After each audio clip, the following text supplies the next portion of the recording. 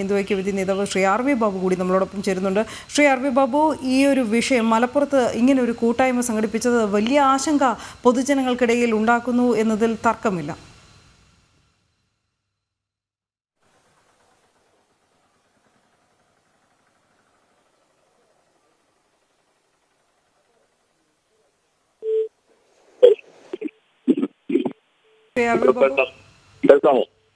കേൾക്കാം.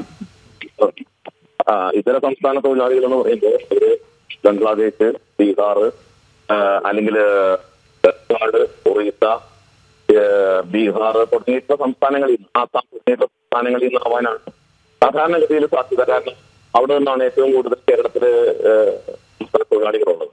പക്ഷേ ഈ തൊഴിലാളികളുടെ മറവിൽ വരുന്ന ബംഗ്ലാദേശി പൗരന്മാരുണ്ട്. കേരളത്തിൽ നിന്ന് ഒട്ടനവധി ബംഗ്ലാദേശി പൗരന്മാരെ രാജ്യത്തെ ഏകമാനം അറസ്റ്റ് ചെയ്യപ്പെട്ടിട്ടുണ്ട്.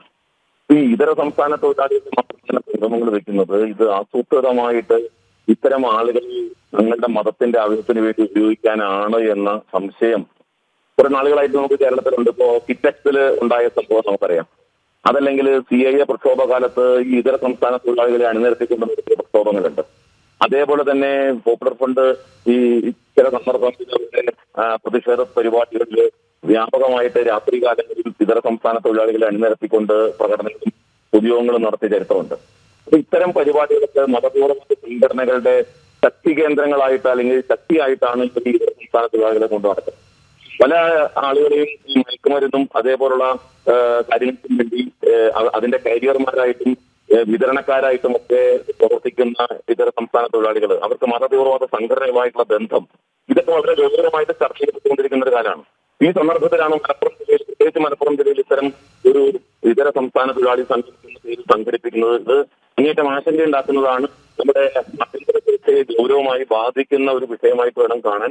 പോലീസ് ഇത് നിരീക്ഷണം മാത്രം പോരാ. ഇപ്പൊ ബംഗ്ലാദേശി പൗരന്മാരെ, അനധികൃത പൗരന്മാരെ അറസ്റ്റ് ചെയ്യണം, അത് കണ്ടെത്തണമെന്ന് കേന്ദ്ര സർക്കാരിന്റെ നിർദ്ദേശം ഉണ്ടെങ്കിലും കേരളത്തിൽ അത് വ്യാപകമായിട്ട് നടക്കുന്നില്ല. 1-2 സംഭവങ്ങൾ മാത്രം റിപ്പോർട്ട് ചെയ്യപ്പെടുന്നു. അതുകൊണ്ട് ശക്തമായ അന്വേഷണം ഇക്കാര്യത്തിൽ ഉണ്ടാവണം. ഇത്തരം കാര്യങ്ങളെ സംബന്ധിച്ച് നിരീക്ഷിക്കണം. അനധികൃത പൗരന്മാരെ കണ്ടെത്തി അവരെ നാടുകടത്തണം. ഇത്തരം കാര്യങ്ങളെ സംബന്ധിച്ച് ഗൗരവമായിട്ട് കേരള സർക്കാർ പറയാം. തീർച്ചയായും ശ്രീ ആർ വി ബാബു, വളരെയധികം നന്ദി പ്രതികരിച്ചതിന്.